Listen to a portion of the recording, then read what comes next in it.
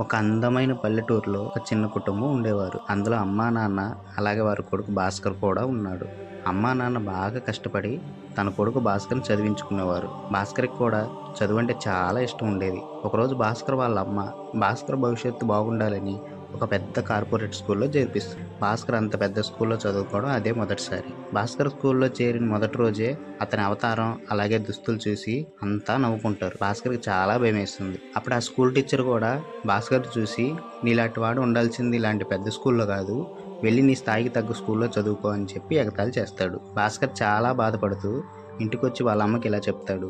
అమ్మ, నన్ను స్కూల్లో అందరు ఎగతాళి చేస్తున్నారు, నేను స్కూల్కి వెళ్ళను అమ్మా అని అంటాడు. అప్పుడు వాళ్ళ అమ్మ ఇలా అంటుంది, భాస్కర్ నీ పని నువ్వు చెయ్యి, వాళ్ళ మాటలు పట్టించుకోకు, నీ ధ్యాస చదువు మీదే పెట్టని ధైర్యం చెప్పి మళ్ళీ స్కూల్కి పంపిస్తుంది. భాస్కర్ ధైర్యంగా స్కూల్కి వెళ్తాడు. అయితే ఆ రోజు స్కూల్లో అందరికీ ఎగ్జామ్ పెడతారు.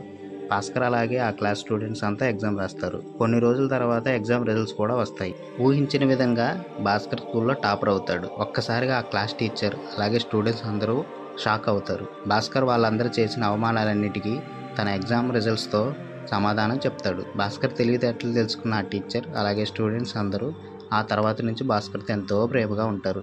ఈ కథ మీకు నచ్చితే టేల్స్ విత్ చిన్న ఛానల్ సబ్స్క్రైబ్ చేసుకోండి.